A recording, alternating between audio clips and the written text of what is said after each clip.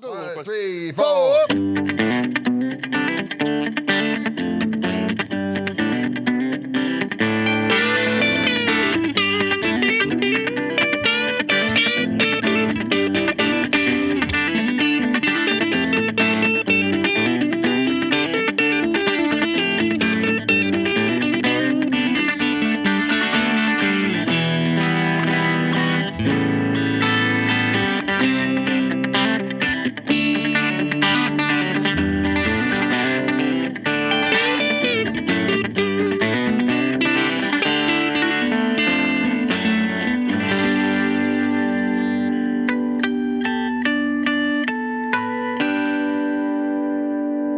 I like what we did there. I like it.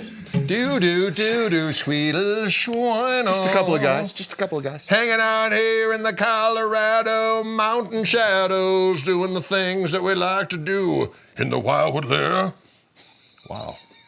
I don't even know. I almost went a little Creed there for a minute. In the Wildwood there. Wow. I could take you higher, Ken. You know it.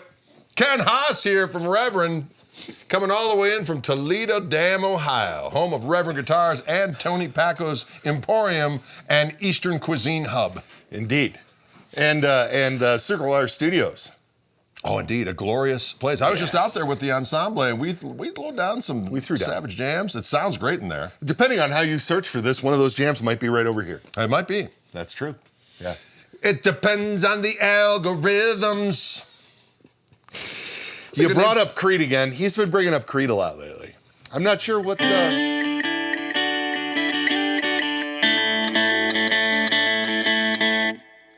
Sorry. But what happens is then after Greg and I go our separate ways, then my phone keeps recommending Creed to me for like 3 days after I've seen him. It's always listening. They are always listening. The phone is listening to you. Watch it. But I will take you higher. I can't even. As the kid would say, I can't even. You're welcome. What do I got in my hands here? It's Black Sparkle and it's delicious. It's got 12 strings. Yeah, that's the Airwave. You know what? Wildwood exclusive Black Sparkle. Gorgeous. Got a Black Sparkle 12 string. Not unlike the baritone that we were just discussing. This guitar was designed from the ground up as a 12-string guitar. So instead of just taking a model that we were making and slapping a bigger headstock on it, I dragged Joe kicking and screaming into the 12-string realm. And boy, are we glad we did. Yes, because it's glorious. We had an artist, one of our prominent artists, Mr. Chris Funk of the Decemberists. Yes. He often plays a Man Ray 290 and a Club King 290, which you're also familiar with. And he had the idea that a 12-string version of the Club King would be something that would get used a lot in the Decemberists. And he was playing some vintage guitars, which quite frankly have a very, very cool vibe, but they do not stay in tune at all. Not even a semblance of staying in tune. Right. And his guitar techs were... They're like, no. Yeah, no, I mean, they were literally just, I think he had a different guitar tech every show. No, I'm just kidding. He's probably had the same guy forever who's watching this going, what, that guy's just making that up. He needed to be held. Yeah, no, Often. but it was a thing. And Chris said to me at one point, if I had a usable electric 12, the Reverend would probably be on stage for about 80% of our set, which is something that I look for in bands of that stature. Right. Right? And so... when I went to Joe with it, the first thing we did was we modified a Club King. We got a neck from Warmouth and we put it on the Club King, and Joe evaluated it and sent it to Chris, who evaluated it too. And there were some very specific things about it that Joe didn't care for. He just thought it was way too boomy. He thought the body was too big, it was too resonant, and it was overwhelming the pickups, and he just wasn't happy with it. And then that was enough to plant the seed for Joe to get the Airwave done. So what's happening here is this is a 24 3/4 scale set neck guitar, and some of the key features that make it so usable are that's 1 7/8 at the nut. So guys with big hands, which are me and him, can chord on it.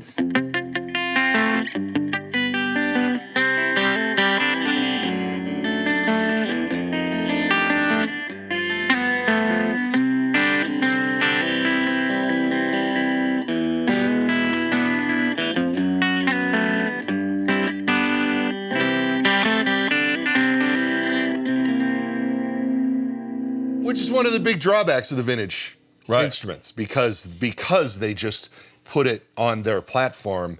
It's so narrow down there that it's Right. hard for There's guys room to really- move down here. Yeah, right. It's hard digging with. And not unlike the Club King, this is a solid spruce top to give it that zing, to give it the string-to-string separation.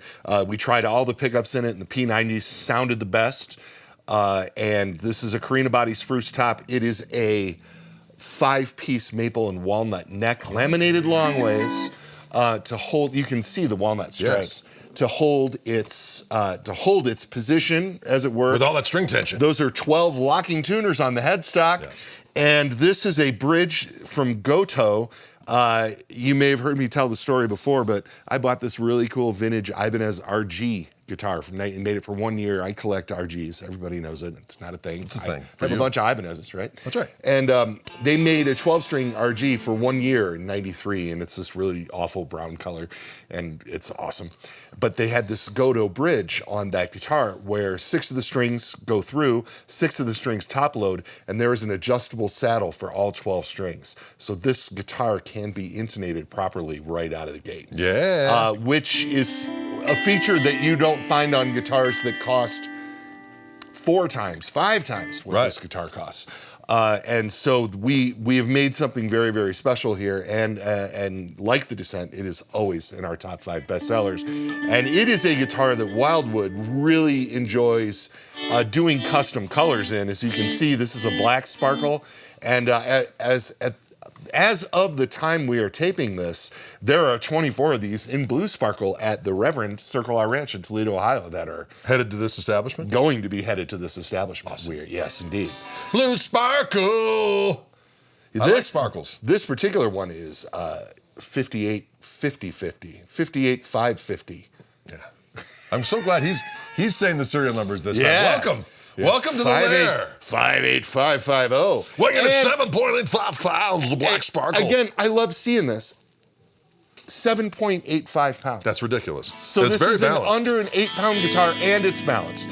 Joe extended this upper horn quite a bit, again, so that when it's hanging on a strap, you're not neck diving. But yeah, this is anything anybody could ever want in a 12-string. Well, I like it because you've got all the usual accoutrement of the you don't lose any highs when you turn down the volume. Of course, you got the bass contour.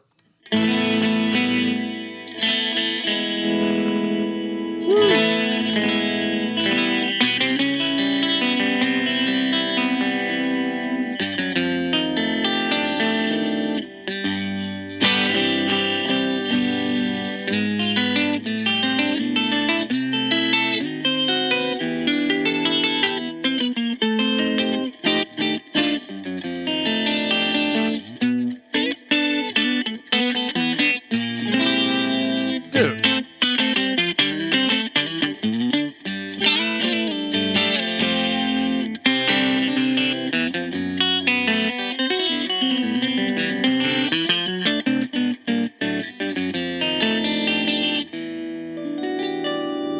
Dude, I heard Little Wing in there. That's what I heard it. it was. It is fun to like grab something that wasn't played on a 12-string And do play it. and play it on a 12-string. Yes. And get all those weird harmonic overtones and stuff, and you're like, oh, You're like, hey, I like this 12 strings. Are you familiar with like either? Not that we should just sit here and say, well, what about this song? What about that song? But let's do that just for a second. I'm sure you're familiar with either Lenny or Riviera Paradise. Oh, yeah. A couple classic Stevie Ray Vaughan songs. Listen to that on this.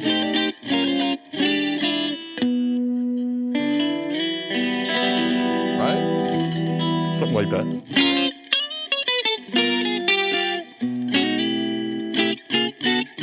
Right? Something like Yeah, that. something like that.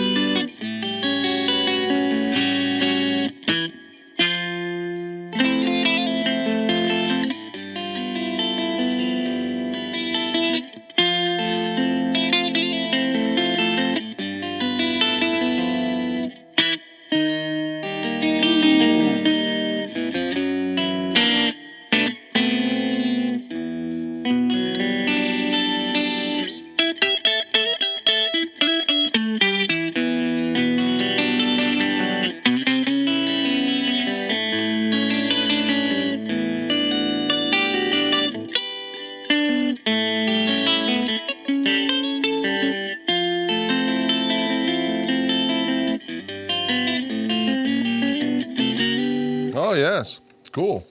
Real cool. Sounds That was glorious. ridiculous. Oh, the Airwave 12 from Wildwood. Here in Black Sparkle. Ken, Drade, Great. out. That was dope. That was really cool sounding, man. It sounds cool, right? Yeah.